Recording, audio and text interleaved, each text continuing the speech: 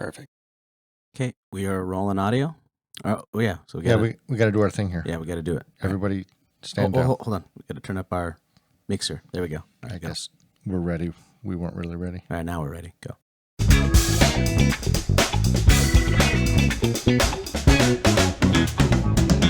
All right. Welcome to My Dad's Movie Podcast. I'm Mick Johnson, the dad. Along with me is one of my sons, Tabor Johnson. Hi there. How's it going?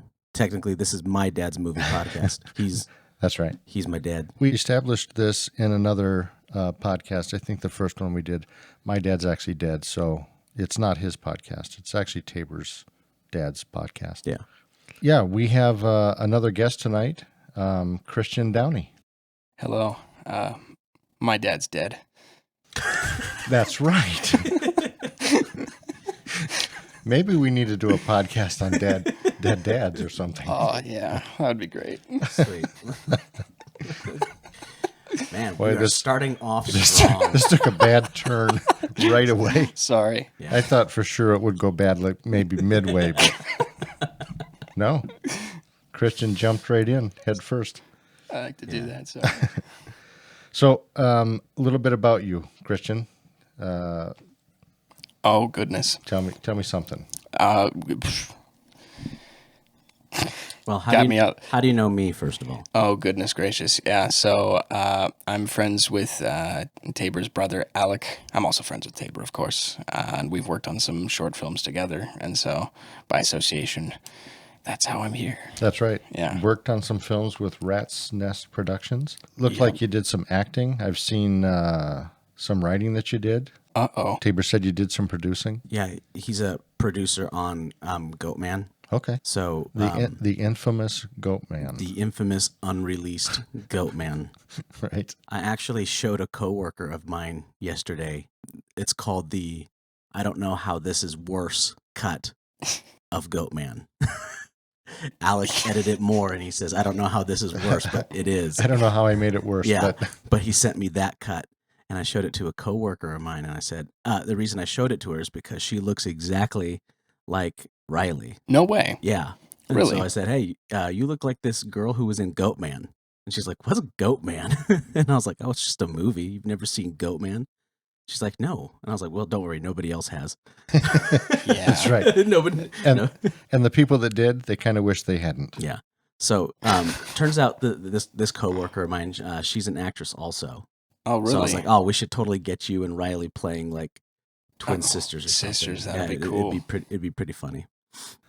So the other reason that we're bringing Christian in tonight is we're going to be talking about the director Takashi Yamazaki. He is the director for Godzilla -1, and Christian happens to be a Godzilla aficionado. So you could say that, yes. Away we go. How did you get into Godzilla? Well, sorry, how did you get into Godzilla movies? Not how did you get into Godzilla? Were you in the costume? It's a funny story. Yeah. He was in the Goatman costume. That's right. Oh, yeah. That smelly thing. He played Goat. Yeah, man. We needed multiple versions of that Goatman. Goatman, yeah. Godzilla, same thing. Yeah. Goatzilla. Yeah. I got into Godzilla when I was very little. My mom had taken my brother to a Godzilla movie, Godzilla 2000. That's the one. Yeah. Okay, we'll talk about Godzilla. You keep talking, and I'll talk about that one. Perfect. Yeah. So my mom took him to go see that movie, and I, of course, hadn't been born yet at that point. But then he got obsessed with it, and so through him, I started watching Godzilla movies because he was watching them. And so my brother and I were just obsessed with them growing up, knowing all about them, going onto Google, YouTube, trying to find out everything more about Godzilla. And much to the dismay of both my mom and my dad, because they were really annoyed by it. But yeah, that's kind of where that love started. Dads have a tendency straight across the board to be just annoyed. We're going back to that, aren't we? Okay. Sorry, it's a trauma. We're now doing, here's the couch. Christian, you need to lay down. We need to talk. Yeah. And that's why I think I hate the color yellow. Right. Unironically, my favorite color. Oh, well, there you go. That's why you're yellow on the Oh, no way. on the mixer there. Yeah. Not Yeah. bad, not bad. I felt like that was going to be your mood, so I just put it in there. Thank you. Yeah. Godzilla 98. I believe it was 98, right? That's the one with Matthew Broderick. Yep. Are these when they came out? Is that Yeah. why they're named that? Yeah. Okay. Yeah. So Godzilla 98 is not called Godzilla 98. It was just called Godzilla because it was, I think, the first American Godzilla film. I don't think there had ever been an American Godzilla film until this time. We had American actors in it. It had Godzilla. Jean Reno, who's not an American actor, so I'm going to backtrack that immediately. Hank Azaria. Oh, yeah, that's right. He was in that. Yeah. Yeah. I love that guy. Half the Simpsons cast is in that movie. Matthew Broderick was the lead, and we went to go see that, and it got abysmal reviews. But I remember walking out of the theater absolutely loving that movie. Mom absolutely loved that movie. I think Was I there? I think you were, or maybe you were working. It might have been a day where you were working, and Mom took us just on a day trip to go see the movies. Yeah, I don't remember. I don't remember either. But it could have been that I also fell asleep. yeah, That happens quite often. Yeah. So Godzilla 2000 came out, and she was like, "Oh, here we go. It's a sequel. Let's go see Godzilla." But that's not at all what it was. Godzilla 2000 was, Japan was back making Godzilla movies, and because Japan had never stopped making Godzilla movies, but because we had the Godzilla movie in '98, Japan's like, "Oh, well, maybe we can start sending our Godzilla movies over to America and we can start making some money over there." And so Mom took us to go see Godzilla 2000, and we were there for maybe 15 minutes. And Mom's like, "Yeah, we're not doing this." She didn't like that Yeah, one. so she picked us up and we left. And I think to this day, that's the only time I've walked out of a movie. Really? Yeah. Huh. I guess it was just a complete lack of Matthew Broderick. That was all it took. Takashi Yamazaki, born June 12th, 1964, in Matsumoto City, Nagano, Japan. He's a Japanese filmmaker and visual effects supervisor. Just out of curiosity, besides the Godzilla -1, have you guys seen any other movies that he's done? I mean, I looked him up, and he's done a lot of stuff. I'm not familiar with any of them. I have not seen any of his stuff. I am very, very infamous for not seeing foreign films. I have to have my arm twisted to see foreign films. And every time I see him, I'm like, man, that was actually really good. But I never go out and see them myself. I never would have seen Godzilla -1 had it not been for Anthony. Anthony was the one who's like, "I'm taking you out to the movies. You have to see this thing." Okay. Anthony is a friend of mine who's really into Godzilla. He was scheduled to be on the podcast this week, but unfortunately fell ill and was not able to make it. But I don't know why. I'm like that with foreign films. I just always have been. The dubbed stuff I struggle with. Like if I have to read the movie, I just can't do it. Oh, subtitled, you mean? Subtitle, yeah. I said see. I'm dubbed. the opposite. I like subtitled movies. I hate dubbed movies when people are talking over the movie. Oh. I hate that. Yeah. So during this watch through of Godzilla -1, it started with I was like, "Oh, they're speaking in English," and I was like, "Oh, we got to change this immediately." So I changed it back to them speaking in Japanese, and I turned the subtitles on. How about you, Christian? Yeah, no, I'm right there with you as far as the subtitles go. I can't have the dub usually. For a lot of the older Godzilla movies, I need it to be dubbed because I don't like generally reading through movies. However, with newer movies like Godzilla -1, it feels more genuine to the actors that are on screen to hear their actual voices and to understand more of the story. No disrespect to the actors who are doing the actual dub for Netflix, because those guys do okay. But yeah, the actual original version is better. It's too hard for me to watch the movie and see what's going on And and try to read at the same time. I lose stuff. So you probably don't spend as much time on the internet as we do, but Probably not. Yeah, but there is an argument on the internet called subs versus dubs, and it is a big argument in the anime community. And I don't like anime, but that's a big argument with these people who like these shows is, are the dubbed versions better or are the subtitled versions better? And it's funny that this argument even carries over to Japan, but not about the shows that you would think.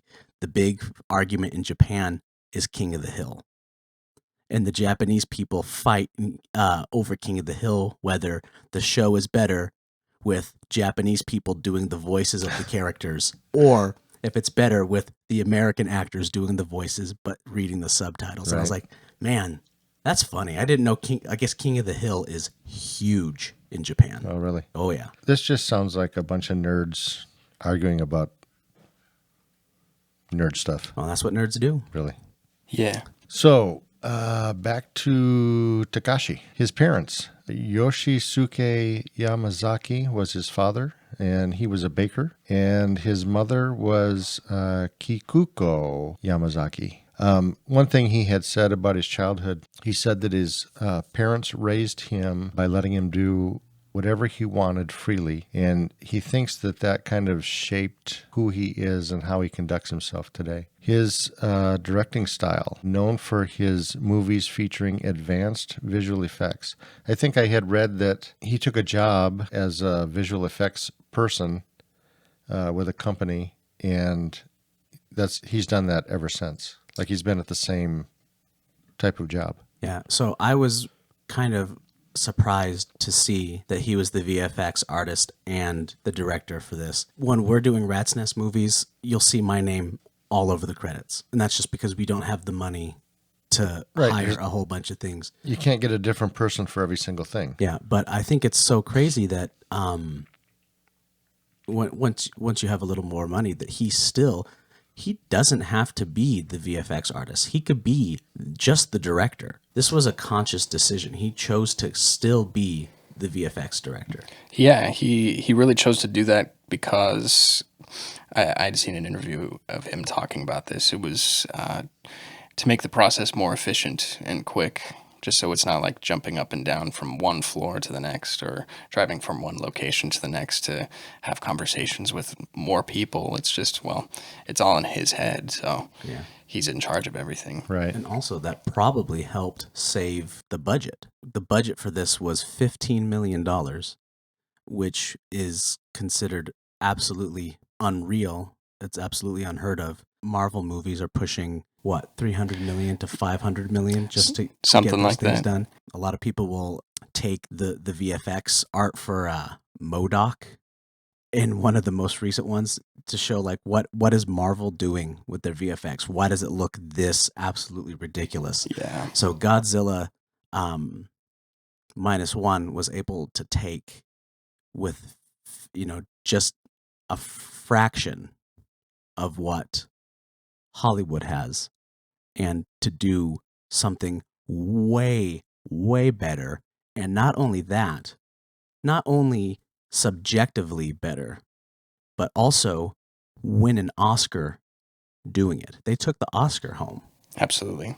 So, I mean, that's freaking crazy.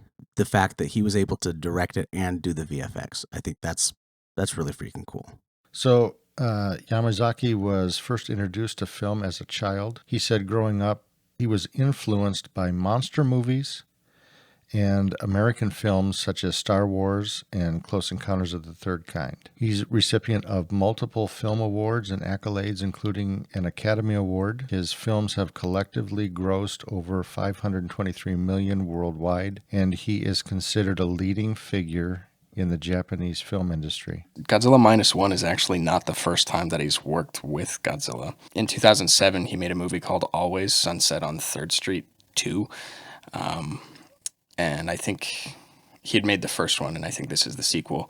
There's a scene in the movie, I think at the very beginning, where the protagonist is, he's a writer, and he's writing this script for a monster movie. And it's this giant monster destroying Tokyo, and we get to see it.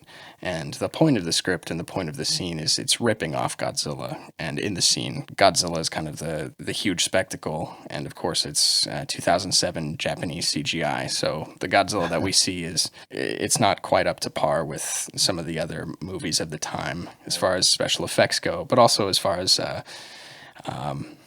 even more, recent Godzilla movies of that time, where Godzilla was still being portrayed by Suitmation. And then skip ahead like 14 years.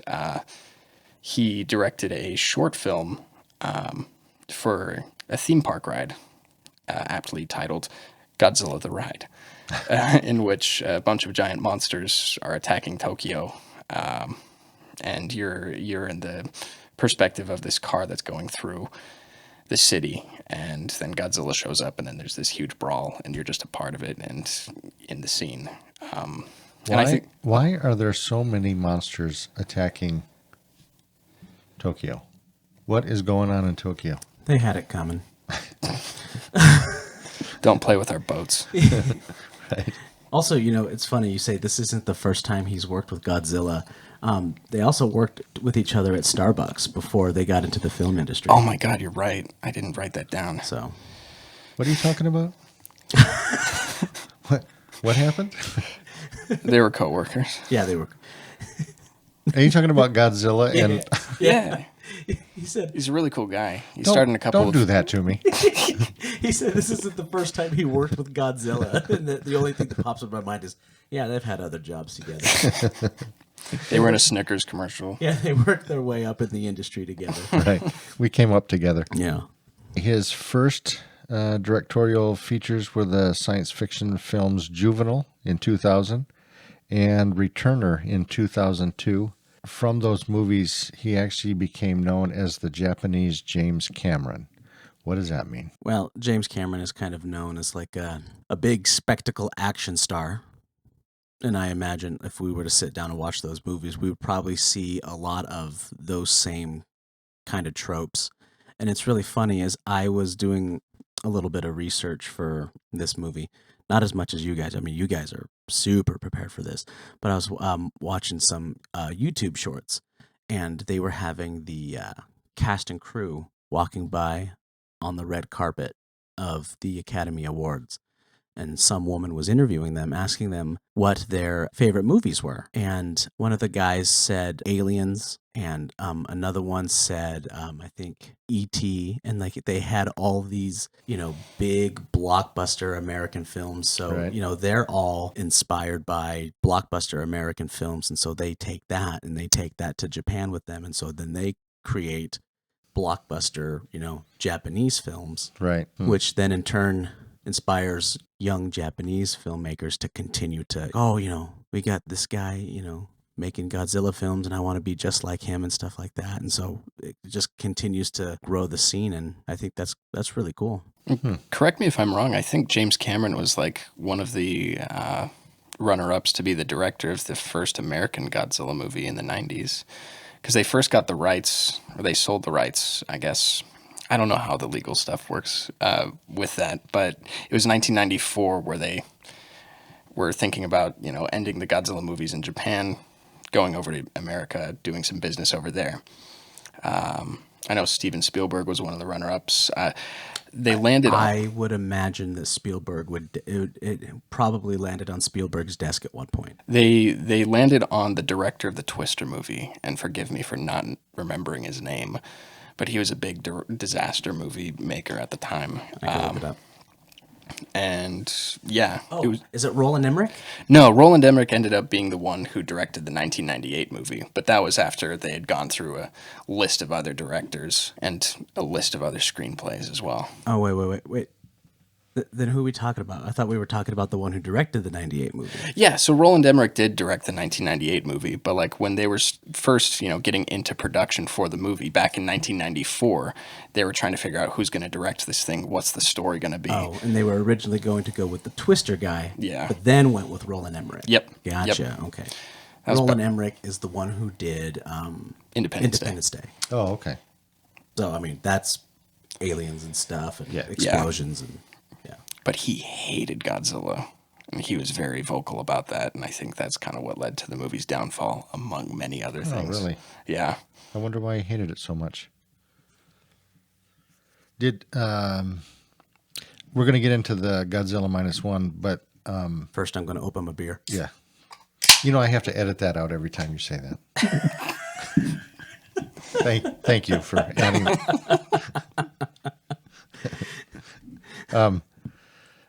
Have either of you seen the original Godzilla?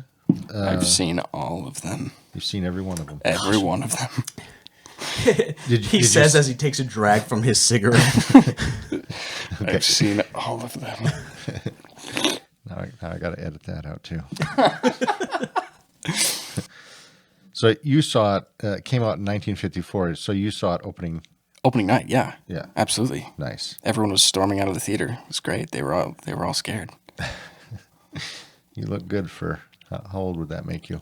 Old. Old. Yeah. Like 95. So Give or take. his 2023 kaiju epic Godzilla -1, it became the most successful Japanese Godzilla film of all time and one of the highest grossing films. Yamazaki was included in Gold House's annual list of 100 most impactful Asians. So Godzilla -1. All right. Cool. Which version did everyone watch this time around? The color or the black and white? I watched the color one. I watched the one on Netflix. They're both on Netflix. Did you watch the one in color? I think it was color. Okay. What about you? I watched the black and white version this time. Oh, tell us more. I might have actually. I kind of messed up. I tried to watch the black and white version, but I ended up watching Schindler's List instead. And you didn't know No. that that's what was happening. No, Where's, I thought it was weird when where's Godzilla? I thought it was weird when Godzilla was going around going, "I pardon thee."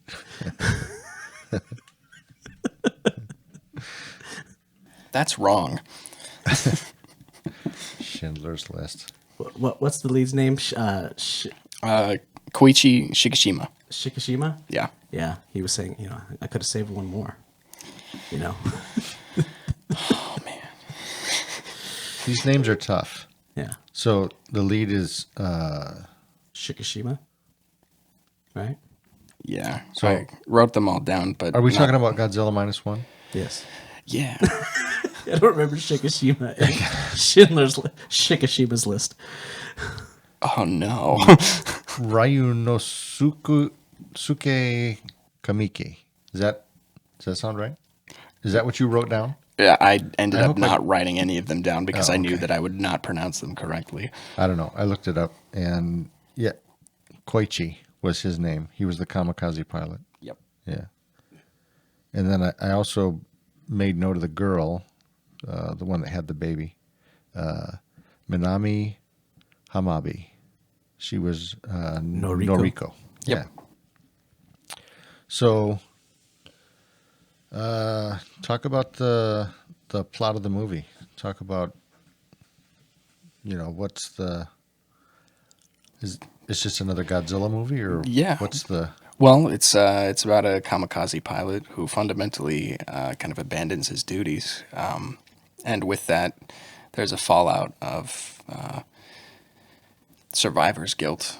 And pride and honor. Oh, absolutely, yeah, and he has to live with the consequences of kind of abandoning his duty, and there's a redemption arc in there as well. And Godzilla's a part of the movie as well. A very small part of the movie. Yeah. You see him a couple of times. He's every once in a while. Yeah, he's in there somewhere in the background. But I think... Yeah, he pops in like Kramer. Yeah. Bursts through the door. Wants to borrow something.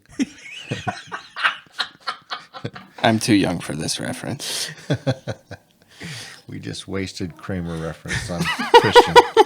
Well, it happened, Shikishima. It happened. Now I can't... I have forgotten what we were even talking about. Now I'm off onto Seinfeld.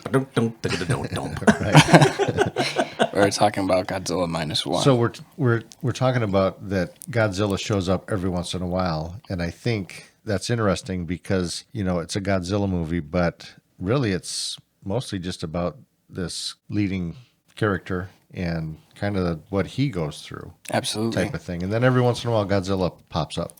Well, that's how all Godzilla movies usually are. That seems to be the biggest complaint from the Japanese audience when watching American Godzilla films. It's Too much Godzilla. the scale is tipped that the American movies are all about Godzilla and that the human heroes are all just ancillary nonsense. With the exception of like Bryan Cranston. I guess everyone was into Bryan Cranston for a little bit until he dies like midway through the movie. And then after that, everyone's like, okay, who cares? Godzilla killed Breaking Bad. Let's move on. Well, that's a fundamental issue with like every Godzilla movie is, well, because Godzilla, he's a big spectacle, and so he can only be in the movie, so much because he's an expensive character to have on screen. Right. But with this movie, the thing that I think it does differently is that it values the human story. I mean, all the other Godzilla movies, say what you will about their human characters and their human stories, but generally the consensus is they're flat or no one really cares about them. But with this, I mean, it's a story about a man with survivor's guilt and seeking redemption on some level, and that's very relatable, and that makes it a better movie to watch, I guess, as a general moviegoer. Well, I think that's what I found. Yeah. When I was watching it, I was more interested in the story of these characters and the girl and the baby and what was going on there. Yeah. And then every once in a while, they'd fight Godzilla. Yeah. I liken it unto Saving Private Ryan, where when we watch World War II movies, lots of times we're there for all the fighting, right? But when we're watching Saving Private Ryan, it's all the character growth and the character study, and there's fighting and there's gunfights in Saving Private Ryan for sure. There's a lot of them, but it's all the human moments and all the emotion that we feel in between those moments that is what makes up the big chunk of the movie, and that's why we remember that movie. And I think that is kind of like that's kind of what we have here. It's like the Saving Private Ryan of Godzilla. If you took Godzilla out of this movie and replaced it with just World War II in general, like I think the story could still work on its own, Absolutely. with some rewriting, of course, but the human elements are still a good story on their own. Yeah. And there's never that question of, oh my God, when's Godzilla coming back? That's how all the other ones go. But in this one, it's like you care about these humans, and when Godzilla's there, you're actively rooting for the humans to get out of there and not get squashed. Right. Yeah. You're a little more interested in their story than the Godzilla story. I was watching a video essay on this movie, and the guy said the same thing. He said this was the first Godzilla movie he watched where he was rooting for the humans and not rooting for Godzilla, because when you're watching slasher films, you're kind of rooting for the slasher because the teenagers don't matter. Right. You want the teenagers to die. That's why we go to slasher films. Yeah. That's pretty standard feeling from usually most parents. Yeah. So this Godzilla movie, was this emotion and the feeling the same in Shin Godzilla, or was that just monsters blowing stuff up? Because I know you've seen that one. Yeah. I think Shin Godzilla and Godzilla -1, they're both very good Godzilla movies, but they're also very different because Shin Godzilla, it's very much a critique on Godzilla -1 and Shin Godzilla. They're both good Godzilla movies, but they're both very different.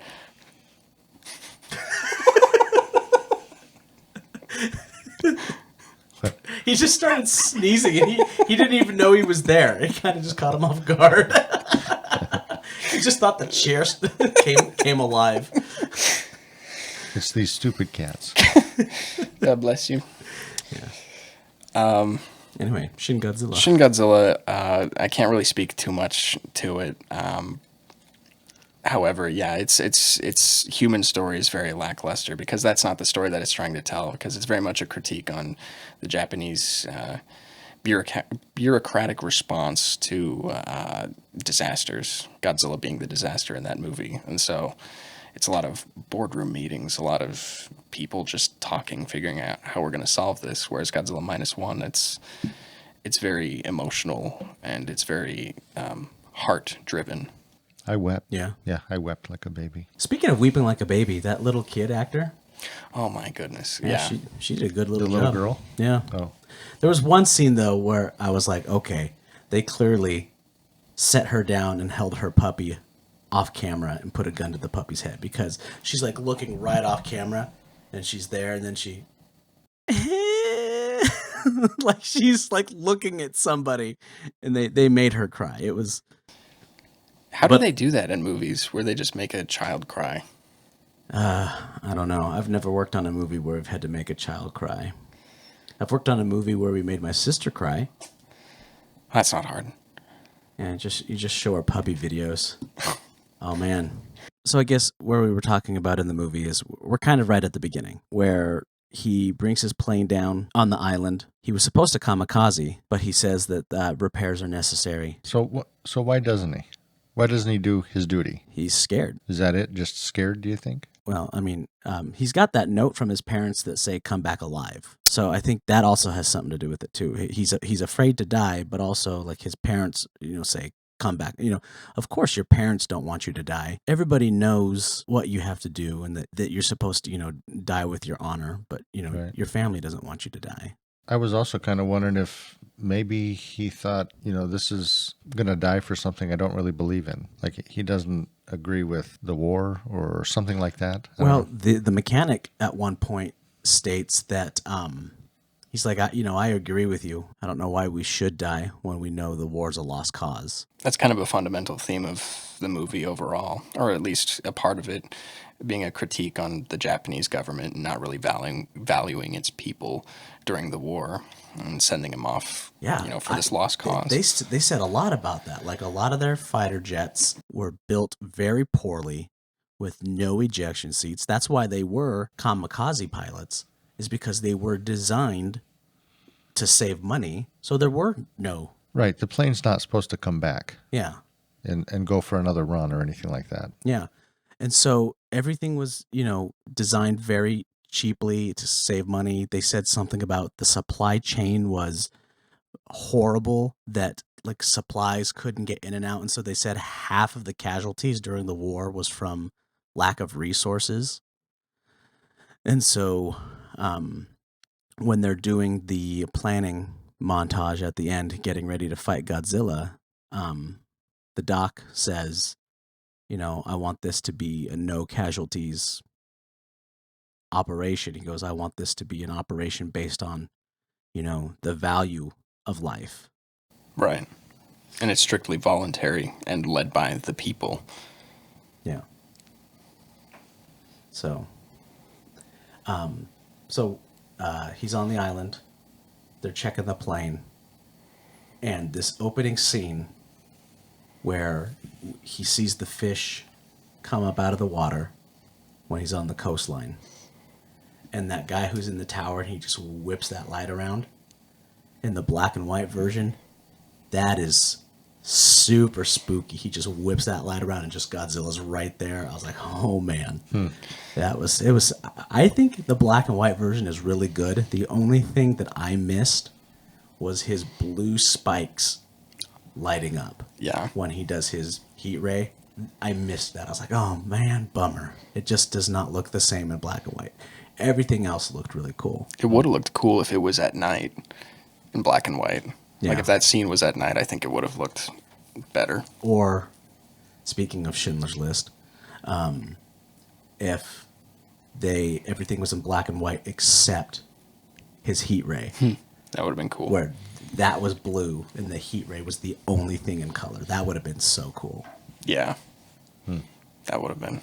It was the director's choice to keep everything black and white, like the original Godzilla, and I guess that would have kind of gone against, kind of that artistic decision that he was going for. But if I had directed it, I think that would have been something I might have thought of, and I think that would have been kind of cool. So the floating fish, they show up every time Godzilla shows up.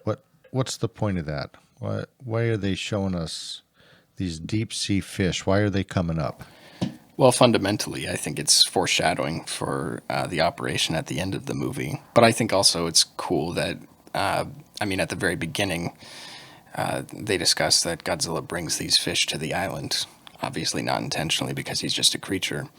But I think it's kind of like the Titanic, where the ship has so much mass that when it was going down under, that even though Rose and Jack were swimming up with all their force, that it was still just pulling them down. Sure. I think it's the same thing, that Godzilla is just so massive that these fish, As he's ascending. that they just get caught up in their, like, they don't want to be going up to the surface, but he's just so big that he just pulls them up with his, force. And then It's that decompression that he goes through at the end of the movie that ultimately kills them. That's why they look so weird when they're... Spoiler alert. Spoilers, people. We can edit that out. cut that. What do you mean Godzilla imploded? After Godzilla destroys the island, they hop on a boat, and the mechanic that's on the island hands him that little packet of photos. And it's the photos that's made up of all the family photos of all the other mechanics that were on that island that were killed due to his inaction. Now, the mechanic thinks it was due to his inaction that all those men died. Realistically speaking, those two survived on a fluke. And if he had shot at Godzilla, he would have died too. 100%. And the mechanic would have been the only one that was alive.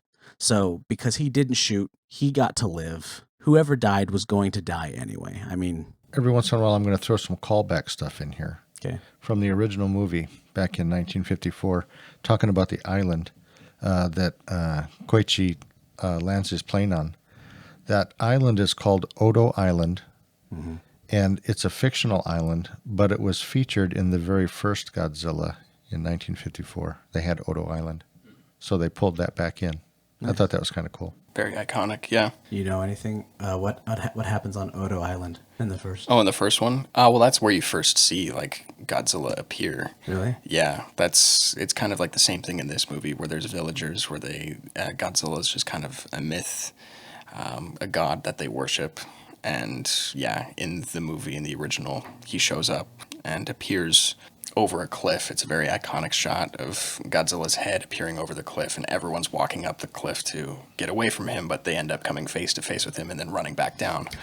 I don't know why. I just picture just that puppet head just staring at them over the cliff. I just think that in today's... It's so goofy. Yeah, I'd imagine it would be so goofy, but I bet back in the day... It was terrifying. It was an absolute blast. That was high-tech special effects back in 1954. Yeah. You were talking about how the people of Odo Island were kind of treating that Godzilla kind of like a deity almost.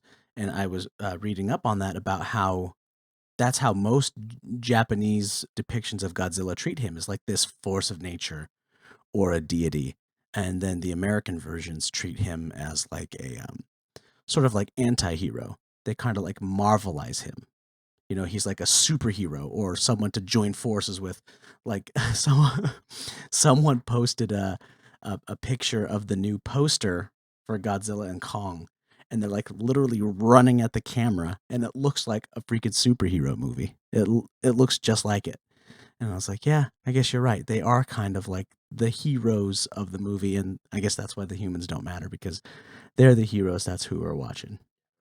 So they get off the island, they get on the boat, he goes back home to Tokyo, which has been completely destroyed. He gets to Tokyo and he runs into his neighbor, who is Miss Sumiko. And Sumiko is a mom who has lost all three of her children. And she is upset to see him because she's like, you're a kamikaze pilot. You shouldn't be here. You're not supposed to be here. Yeah. And, it's people like you who are the reason that Tokyo has been destroyed. I was reading about the woman who played Sumiko, Sakura Ando, it looks like is how you say it. She got cast in this, but was also in another movie. And there was concern she wouldn't be able to do both. And she said, no, I can do it. I literally can. And so she would do her shooting on Godzilla and then rush over to the set of the other one and do that. And she did that for the entire time that both movies were in production. So I think that's crazy. She filmed 2 movies at once. That's commitment. Yeah, that's crazy. I'm impressed with that. After he moves back to town, he finds out that his parents are gone, that they have perished in the bombings. And that's when he meets Noriko. Yeah. It's easier to remember the faces of these characters. Right. It's harder to remember the names. Girl with a baby. Yeah, girl with a baby. And I think when I was watching it this time around, even though I'm still having a hard time remembering names, this time around I was like, man, there's so many memorable characters in this movie. Like the captain. Sasaki? I have the 3 guys on the ship and their names, but I don't know which one you're thinking of. Yeah, so there was the doctor. Yeah, Dr. Noda. Dr. Noda. And he was a very memorable character. They all had a unique look. He had a great head of hair. Oh yeah, and his costume, like the outfits he wore, always looked really cool. Tachibana. Yeah, that's who it was. That's the captain, right? No, Tachibana is the mechanic, he's the mechanic on the island. Tachibana's the mechanic. Is it Akitsu? Akitsu is the captain, right? Sasaki. Yes. Seiji Akitsu is his real name. Sasaki is his character's last name. I see. And then Mizushima is the kid. Oh no, I was right. Akitsu is his character's last name. The little names are the character's last name. The big names are their actor's last name. So his name is Seiji Akitsu. And then the kid who was on the ship with them. Yeah. He was a memorable character too. I remember really liking him this time around. It reminded me of a story from when I was growing up. Because he had this like idealized version of what war was. And he wanted to go out and fight. He wanted to be a fighter. And because kids have this glorified version of what war is, and they still do today because of like modern warfare and like all these video games that they play. They just see the fun part of what war is. They don't actually know what it really is. And so this kid is on this ship and he's like, man, I wish that the war had lasted a little bit longer. I wish that I could have gone and fight. Shikishima, he just grabs him and he goes, I hope you don't really mean that. And he kind of, gets the wheels turning in his head. Well, it only takes a few minutes of, being in a war and having your friend next to you getting blown apart and, you lose a leg or whatever. It doesn't take that long to realize, oh boy, war isn't quite as great as I thought it was going to be. It becomes real. This is real stuff. People are being killed. I mean, there's just a lot to it. So. And I think that kid kind of gets a taste for it by the end of the movie. Like when after everything's said and done, Godzilla's been defeated and everyone's reunited and he gives Shikishima a big hug at the end and he's got tears streaming down his face. I think it's because he finally realizes that he's actually now been a part of war and he realizes what was it. I mean, nobody dies. Nobody dies at the end. And they all could have easily been killed, and how lucky he really was that he was in war and he actually came back and he survived. But anyway, so where we were at in the movie is he meets Noriko, who's running around. I guess she stole something. I think it was food for the kid. Yeah, I think it was some food, right? And she's got a baby that doesn't belong to her. So they just kind of form like this little like non-traditional family. He's not the husband, she's not the wife, that's not the baby. And they just kind of live in this busted up hovel, form a little family together and kind of start to rebuild. And over the months you start to see, as they're rebuilding, you see Tokyo start to rebuild and start to recover. And as an American, it's kind of eye-opening because, yeah, we're watching a Godzilla movie, but you take Godzilla out of the equation and that still happened. They still had to reconstruct. They still had to rebuild from scratch. They still had cities that were completely decimated and were unlivable because they had radiation fallout and stuff like that. And so I guess Godzilla's kind of a way of making it an analogy and making it, I don't know, more palatable to understand. I don't know if it should be more palatable, but I mean, it kind of makes it a little more digestible for us to understand. So the title right off the bat, Godzilla -1. Yeah. I was like, well, what does that mean? -1. Yeah. Why did they choose to call it -1? Well, it's kind of off that topic of this is Japan's lowest moment in the 20th century. And that's kind of the tagline. Japan's at its lowest. It's at 0, essentially. Then Godzilla shows up and brings it to minus. Down a little more. Yeah. Right. Yeah, so Yamazaki stated in a 2023 press conference, the biggest meaning is how people rise up from post-war Japan, and that's at a zero, like you said, Christian. And then Godzilla shows up and makes everything worse. But what an interesting title. Well, I think it also plays on, I guess, on a countdown for a nuclear explosion. You know, the T-1. Well, at the end of the movie, they show the title, and it's G-1 for whatever that's worth. Oh. So it could be a play on that as well. Interesting. I didn't even think of that. That's pretty cool. So is that Godzilla is down in the deep? Why? What brings him about to begin with? Why is he up here wreaking havoc all of a sudden? Is it the war that has kind of stirred him up? It's the Operation Crossroads that happens towards the beginning of the movie, where because he starts out as like a smaller version of himself, as kind of like a more horizontal facing dinosaur creature, and then Operation Crossroads happens in 1946. It's this huge nuclear explosion, this nuclear test that kind of obliterates him as the creature that he is, and then he mutates and becomes the Godzilla that we see for the rest of the movie. And I think that it's because of that he begins to wreak havoc on humanity. So what brings him about in the first half of the movie? Is that the Hiroshima and Nagasaki bombing? No, actually, he's just a creature that exists, and the only reason he attacks with quotes the island is because he attacks the tower because they shine the light in his eyes, and he's scared. Otherwise, he doesn't attack anyone because, well, he doesn't attack anyone just because. He attacks them because they're attacking him first. So he only attacks when provoked. That's why he didn't kill Shikishima when he was in the plane, because he didn't open fire on him. And the director, he's also the writer, Yamazaki, has stated that Godzilla knew that he was in the plane. He saw him in there and acknowledged that he was there. And had he opened fire, as we discussed earlier, he would have died. Huh. But he actively didn't attack him because Koichi didn't attack him first. And on that, about he doesn't kill the people. I had read There was one moment at the beginning of the movie where he picks up two dudes by the head and throws them like a rag doll. Yeah. I think that's what he's about to get into. I know what you're talking about, the kind of one of the fundamental rules of Godzilla, right? Oh, here it is. Okay. During the attack on Odo Island, Godzilla bites down on the mechanics to kill them, but doesn't eat them. This follows a rule long ago established by Toho, the studio, I guess, that creates them, that Godzilla must never be depicted eating humans. So I don't know how it is in the other Godzilla movies, but they don't actually show Godzilla eating people. Do the American films have to follow the Toho rules? Yeah. In the 1998 movie, it was a bit less strict.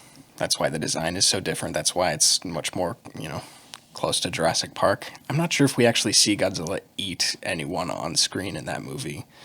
But after that movie, every other movie following that, like the Gareth Edwards one in 2014, all the way up to these ones with Kong, yeah, they follow those rules strictly because they don't want to fall in line with the 1998 one. And I do know that the rules are strict enough that if Toho is releasing a movie, America is not. And if America is releasing a movie, Toho is not. Oh, really? Like they do not release Around the same times? in the same time, yeah. And the Roland Emmerich Godzilla with Matthew Broderick, because that Godzilla is so different, I remember there's a movie where that Godzilla comes back and fights the stand-up Godzilla. They call him something else. They call him Zilla. Yeah, so it's Zilla versus Godzilla. Yeah. That so was in... So the two fight, yeah. It was in Godzilla Final Wars in 2004. That was supposed to be the big, Avengers Endgame for Godzilla, where he just comes back and destroys every monster that he's ever fought. And in that, he takes on Zilla. That's cool. I had actually read that this is the 5th Godzilla film where he doesn't fight another monster. In all the other ones, he's fighting some other monster. But in these, let's see, Godzilla, 1954, The Return of Godzilla in 1984, Godzilla, 1998, and Shin Godzilla, 2016. I guess he doesn't fight monsters, he just beats up humans. Yeah. I think once you introduce other monsters into the mix, I think just having Godzilla by himself is kind of not as much of a selling point. And so you kind of have to keep upping the ante. But I think this one kind of redeems itself because the story's so good, it does not need that other monster. Well, that begs the question of, do you think they're going to bring a sequel into this and then have him fight another monster? I was going to ask, do you think there's a sequel coming? I mean, they sure set it up for one, but Yeah. they do the same thing with Shin Godzilla, and We haven't seen the Shin Godzilla sequel. haven't seen a sequel to that, so... Takashi Yamazaki has confirmed that he's working on another Godzilla movie, and following the success of his previous film, Godzilla Minus One, he will be directing, writing, and handling visual effects on the new project. Good. Nice. You think Yamazaki is going to make the move over to American films soon? Kind of like Bong Joon-ho has? Yes, actually.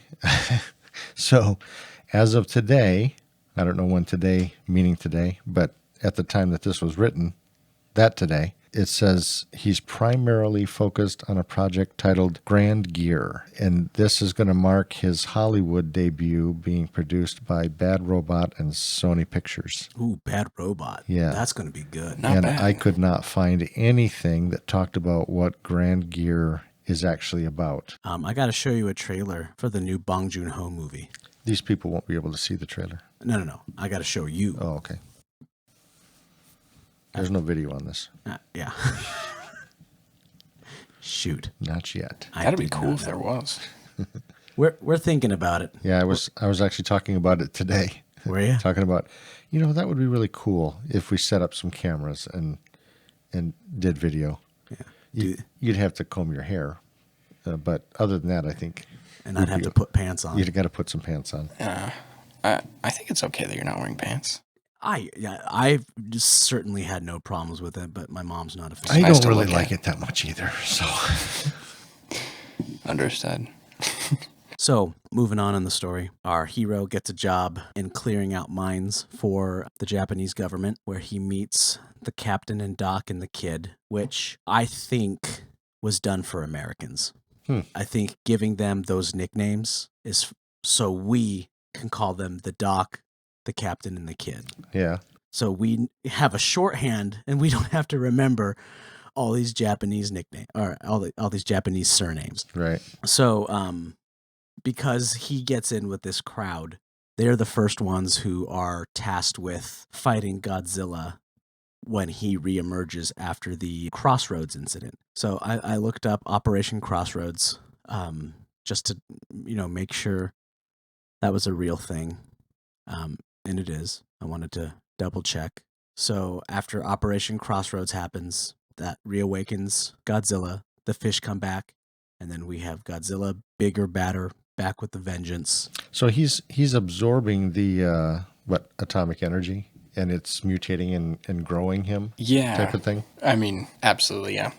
I won't get into my Rabbit hole? little rabbit hole, my little nerdy rabbit hole. Have you got some theories? Well, no. The novelization of the movie kind of explains this more in depth. Which you've read. What? Which you've read. Oh, hush. Several times. Listen. I like Godzilla. That's all. So they discuss how Godzilla at the very beginning of the movie, he's a naturally occurring creature on this earth, in this world. And the nuclear bomb, it mutates him. And actually, rewind a bit, he has that regenerative capability. Yes, I wanted to get into that also. I thought that was very interesting. Yeah, and so in the novelization, and confirmed by the director, he had that regenerative capability before he was mutated. So that's why. So it's like a Hydra. You cut off one head, two more grow in its place. Kind of. So they damaged him so much that when he healed, he just healed Yeah. in an exponential factor. The radiation hijacked his regenerative cells in his body, and that's what, as you're saying, So just made him heal When they bigger. defeated him at the end of this movie, when he comes back, he's going to be even bigger. Oh, I didn't think about that.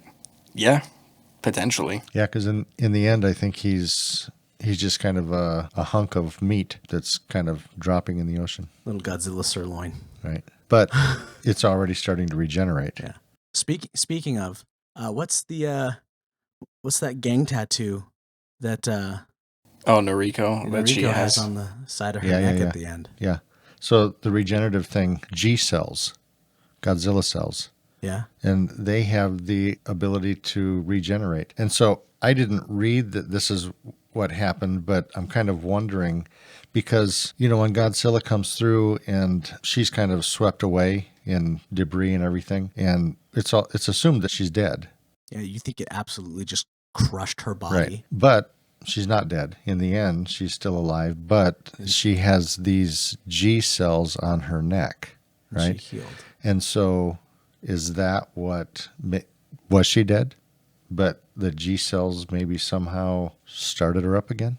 Huh. Well, that would make sense. Very interesting. Because that would have killed her. Oh, absolutely. She was thrown by the She would have shockwave. just been like a pile of mush. Yeah. Did anyone else get the G cells? There was a whole bunch of people in the path of that. They definitely probably are going to explore that in the next movie. I mean, they have to. That's the last thing that they show. Yeah. But yeah. So Godzilla comes up from the water, and they have to wait for the battleship to show up. And they say, "Forget it. We're not going to wait for the battleship to show up." So they take off, and Godzilla's chasing them. They drop the mine in his mouth. They blow him up. Side of his cheek goes off. Like Colonel Markinson in A Few Good Men. Sure. And then all of a sudden he starts to heal again. And then that's when the battleship shows up and they're able to get away, and he just makes short order of that battleship, and then he takes off. I noticed that after he gets a good fight in, he's like, man, look at the time.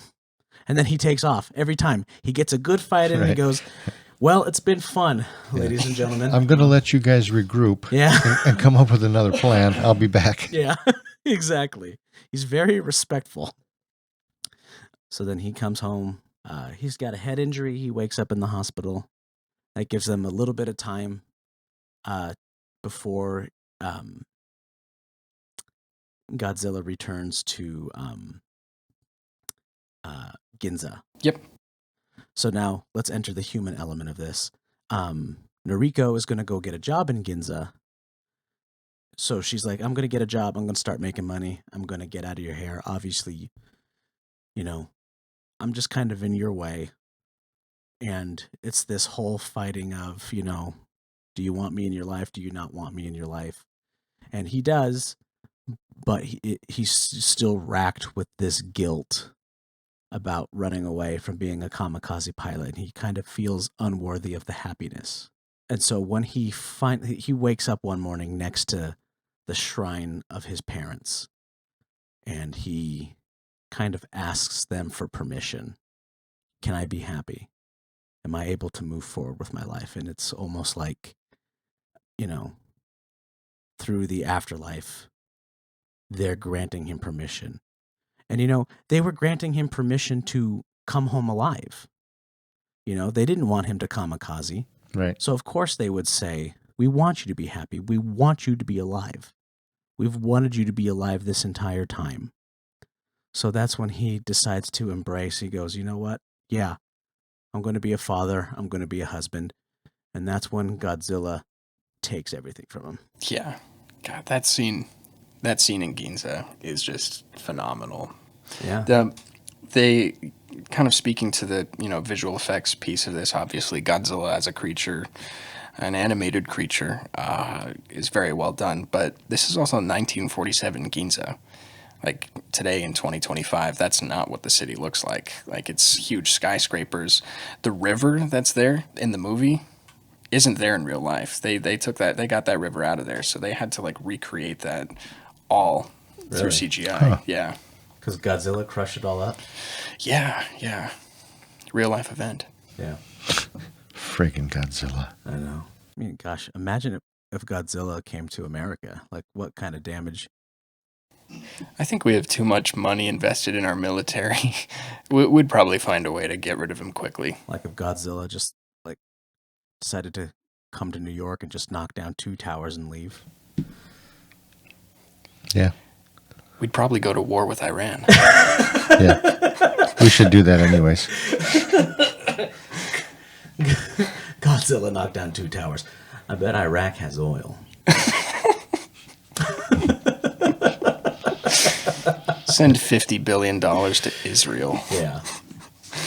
So, And now we're doing a political podcast. yeah. Well, Nice. Godzilla is inherently political, Yeah. so it's relevant. It's Nothing wrong relevant. with that. Yeah, hold on. Let's get some applause in here. Oh, wrong one. I think that was appropriate, though. We can't delete It's that good now. that you hit the wrong one.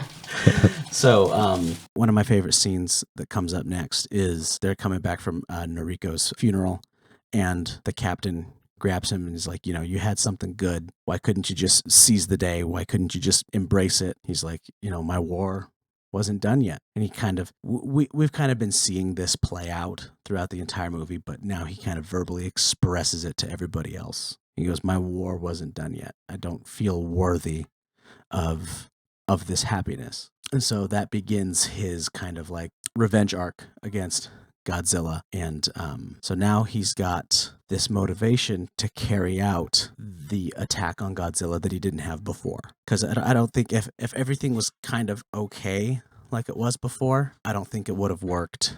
I don't think it would have worked out before. Yeah. Okay, now we're recording.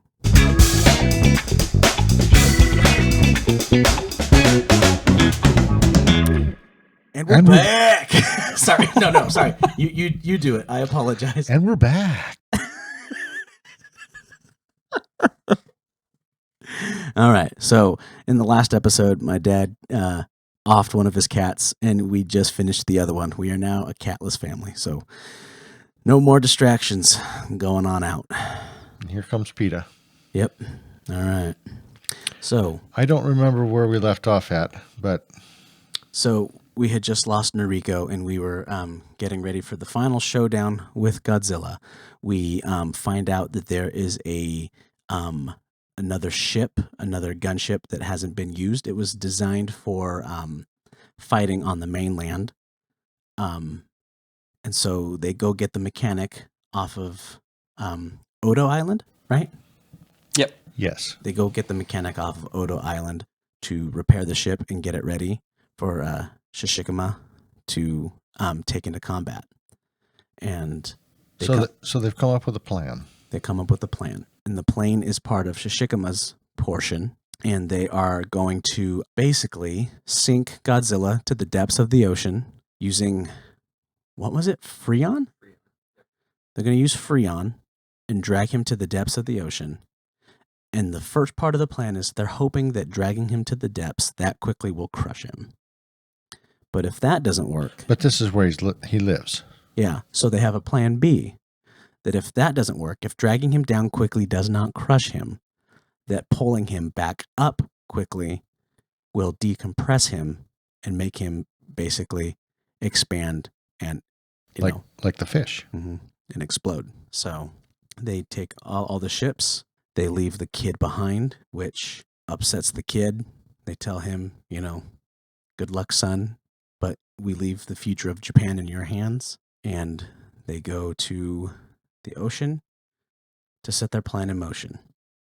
They have a little tugboat with a speaker on it that is playing Godzilla noises. I don't remember how they got Godzilla noises. They recorded them, They recorded the noises from Godzilla. most Okay. likely. So there's You can probably Google it. yeah, SoundCloud. There's some rapper on SoundCloud who's probably got Godzilla noises. They just downloaded that and put it on there. Yeah, man, I'm a SoundCloud artist, man. Listen to my Godzilla noises. Get out of my head, man. I don't know what happened. I just had a stroke. So also my favorite part is that I say my favorite part. I got a couple favorite parts, but they're sitting on the shore getting ready to leave, and the decoy boat just gets hooked. Godzilla just baseballs this ship and throws it right onto the coast. And they were like, well, he just tossed the decoy ship. That ruins our entire plan. So Shishikama's got to take his plane, and they're like, Godzilla's like prancing around on a farm for a little bit. And I was like, man, this is kind of pretty. I was like, I didn't realize how, pretty Japan was. Well, I guess that's not true because I have seen The Last Samurai, and there are some really. Have you seen The Last Samurai? No, Oh I'm my too gosh. young. Sorry. Okay, I'll be sure to watch it. Oh, Tom Cruise. Yeah, it's at a quick reach distance from the Yeah. podcast table at all times. Probably the best movie ever made. Oh, Yeah. that's fantastic. It's so good. But Japan was very pretty, and so Godzilla is just prancing around that farmland. He's in the jet, kind of distracts him a little bit. Godzilla snaps at him like a ferret, and then they take Godzilla back to the ocean to do the final part of the plan. And they get him back to the ocean. The start of it works out really well. They get him trapped to the Freon. They pull him all the way down. And I thought this was a cool scene where his back starts to light up and he's going to do his heat ray. And then he gets to the depths and all of a sudden just stops. Right. Like immediately freezes up. And I was like, oh, that was really cool. I was wondering, so I'm watching that scene and they have him over the abyss, right? It's supposed to be a really, really deep area. But is he floating? I mean, it's almost like he's standing on land, Yeah. In the water, but he's not. So how's he just staying right there? I try and think of it as him, like his tail kind of keeping him up at balance or something like that. Or he's paddling his feet. He's paddling his little dinosaur feet. Yeah. It's a Godzilla movie. I try not to question it too much. Right. Anyways, Well, now you got me thinking about it. That was kind of what was going through my mind while they were executing this. I'm thinking, why is it like Godzilla's just standing there and he's over this abyss? He's just waiting. Right. Then they proceed to pull him up. They get about halfway, and then the cables stop. And he has bitten through the cables, and they can't pull him up anymore. So they start pulling him up with the ships. They can't do it. The two ships that they have are not strong enough. So then the cavalry comes, and it's the kid. And he finds every tugboat that they have in the Tokyo area, and they hook up Godzilla.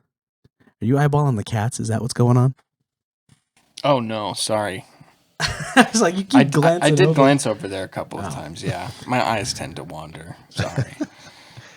So the tugboats. The tugboats pull up Godzilla. Yeah. So a callback about the tugboats. Yes. One of the tugboats that's brought in to help raise Godzilla from the water is named Ikomaru.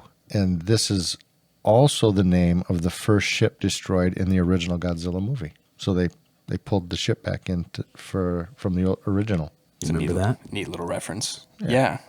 That ship that is in that Godzilla movie is also very prominent in real life because that was an actual ship where people were actually exposed by radiation. Really?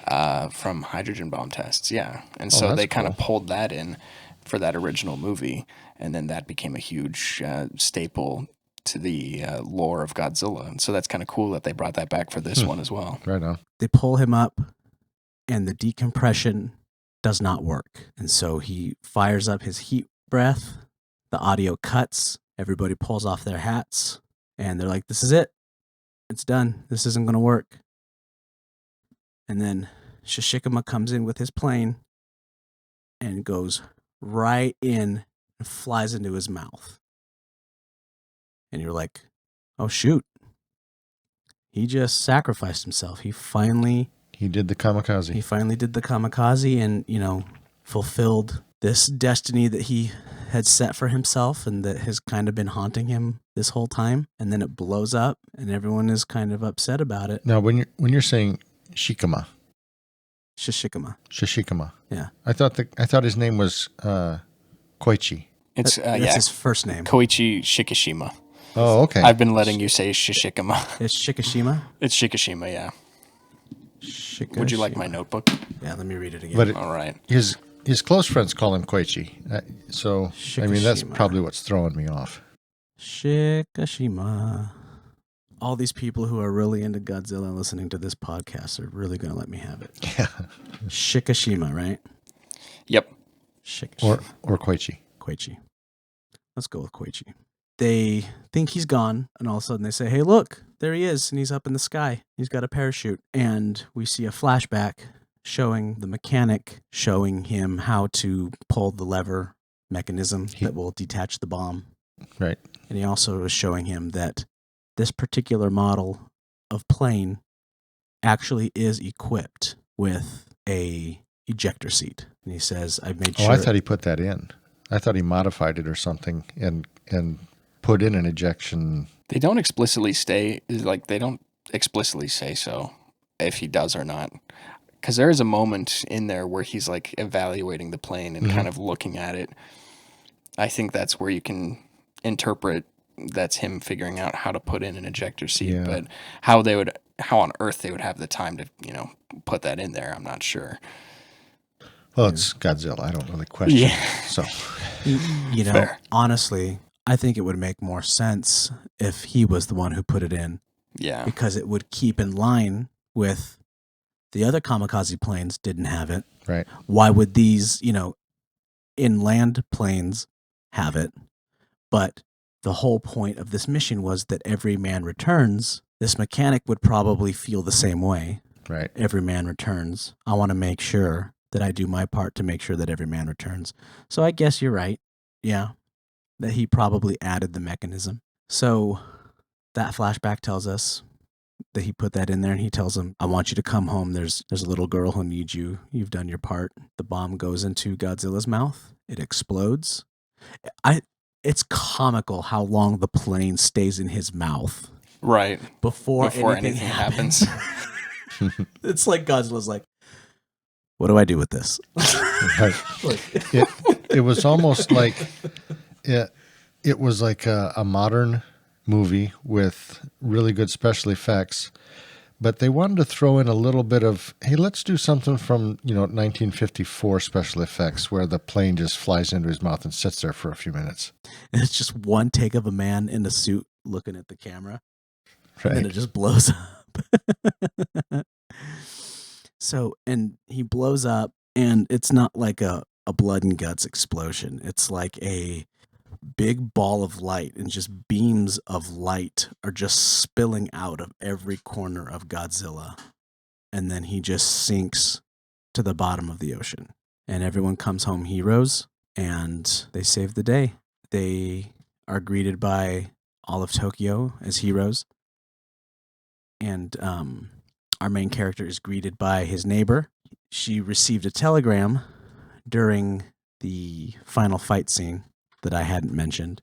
We don't find out what the telegram means, but she hands off the telegram, and the very next scene is him rushing to the hospital, and that's where we see the ending of Noriko is still alive, and she's got the G cells. The black mark, yeah.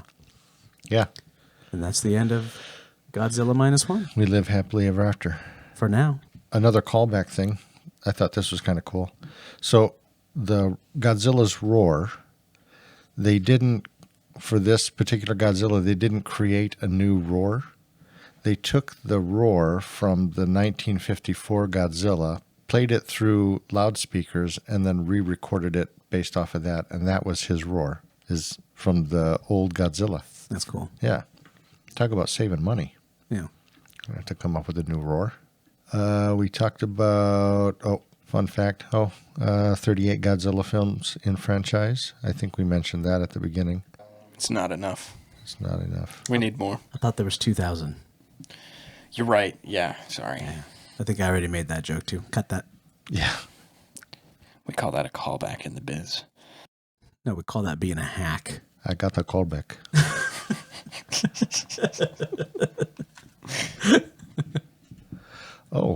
Here was something else. We mentioned Spielberg at the beginning of the show, and Spielberg movies, Yamazaki had mentioned that when he was growing up, those kind of influenced him. So he really liked Steven Spielberg. So it says he met Steven Spielberg, who told him that he had actually seen Godzilla -1 3 times. And Yamazaki compared this to being praised by God, since Spielberg was one of his greatest inspirations. Yeah, Spielberg said that he saw it at home the first time. Yeah. And then the second time the second 2 times he saw it in theaters. So that was kind of cool. Yeah. Getting the thumbs up from Spielberg. That's high praise. Oh my gosh. Well, evidently it's godlike. Zilla. Yeah. Godzilla like. Godlike Zilla. Nice, Christian.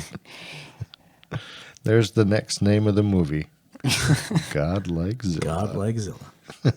I know we were discussing this earlier about Takashi Yamazaki going into Hollywood. I don't know where I read this or if there was an interview that happened. I saw somewhere that there was some interest in taking Hollywood actors and having them get involved in the next movie by chance. I'm not sure what that would look like. Sending them to Japan? Something like that. Or having the crew come over here and film scenes. I'm not entirely sure what that would look like. I think it would be cool to have Cillian Murphy come in as J. Robert Oppenheimer and have a cameo, since he's technically kind of the father of Godzilla. Dude, I would so watch Oppenzilla. Oppenzilla.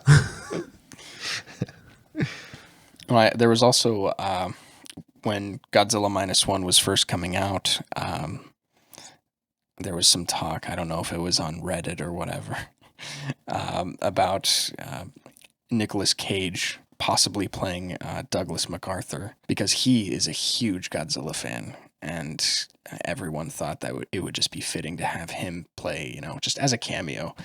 Because there is a shot of Douglas MacArthur just walking out of some kind of government building. That would have been perfect for Nicolas Cage to just be walking out in some kind of uniform, black and white footage. So he can give us one of this. And I got one hand and one testicle. Absolutely. Have you seen that? No, I haven't. But I was thinking of something similar. He comes out in his suit and he's running down the street going, "I'm a vampire. I'm a vampire. I'm a vampire." Gosh. That guy is so unhinged. I love Nicolas Cage. You saw Long Legs, right? I did. That movie's great. Oh, man, I love Long Legs. All right. Does anyone have any non-Long Legs Godzilla stuff they would like to add? Christian, of all the Godzilla shows that you've seen, tell me how this one compares in kind of a ranking. Oh. Does this seem like this is like one of the top movies? Yeah, or I'm a bit biased. This is definitely the best one for me. Okay. And I think it's fundamentally because of the human story. Because a lot of the other ones, they're just, men in rubber suits and punching each other, or Right. standing around having, special effects be thrown at them or what have you. Or they're like these new American movies where they're just superheroes. It's entertaining, but it's like, it's not my favorite. There's not much of a story to it. No, certainly not. Right. And this is the first one where, well, I can't say it's the first one because the original one has like a human story and a good human story. But this one I think is much more relatable. So did Takashi Yamazaki, did he write this one? Yeah, he's the writer, director, special effects supervisor. I'm not sure what else he did. Produced it. Okay. So the human story in that direction, that was his. I would say so, yeah. Yeah. So they were given a year to write the script, and then COVID hit. And so then they had 2 more years to work on it. And so they just really polished it and just got it absolutely perfect. Nice. So, it really shows. It's written really, really well. And I think it's fitting that, well, I don't know if fitting is the right term, but, historically Godzilla has been known as the movies of, men in rubber suits and, big miniature sets, what have you. Kind of cheesy. Very cheesy, very corny special effects. Nothing special, nothing Oscar worthy. And then here we are in 2025. In the 2023 Oscars, they win Best Visual Effects for a Godzilla movie. Yeah. Yeah. Well, they were going up against the Ant-Man movie in Marvel, so I think it wasn't really that big of competition anyway. Not anymore. Yeah. So They're still making Ant-Man? Yeah. They're still making Marvel movies. I haven't seen a Marvel movie in ages now. I still have to say the Roland Emmerich is still my favorite, but this is a close second. Really? It's your favorite? I'm totally kidding. No, I would have this been one- surprised. No, this one's the best. Understood. But I still have a limited number of Godzilla movies under my belt. I've only seen Roland Emmerich 98, the first 15 minutes of Godzilla 2000, this one, and Maybe you should finish it and see what happened. yeah, It's pretty good. I would recommend it. yeah. Then the one with Bryan Cranston. Okay. So you haven't seen any of the newer ones with Godzilla and Kong? Mm-mm. Those are on Netflix. The only King Kong I've seen is the one with Jack Black. That one's so good. It was long. I don't know if I could do it again. That's fair. I don't know if I could devote that much time to a monkey movie. You talking about Jack Black? Yeah. All right. Well, anyway. Awesome. Cool. Well, thank you so much for joining us, Christian. Yeah, this has been really cool having you on here. Thank you guys for having me. Yeah. Sorry I didn't really contribute much to the conversation. No, you contributed a ton. We're Yep. really glad to. It was good. I really appreciate your time. Yeah. So, yeah, if you'd enjoyed this, check out our Patreon. That would be awesome. We're talking to you, the fans, not to Christian. Well, Christian can also. If he'd like to take a look at the Patreon, that would be great. So, My father is still dead. Okay, we're going to start with this and end on it. that's the name of his podcast. Anyway, Christian, put your straitjacket on and yeah. go Support sit in my the corner. Patreon. All right, guys. We'll catch you on the next one. Have a good one.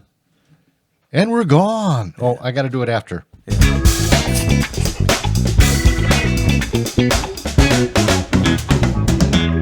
And we're gone. Shut up, Black.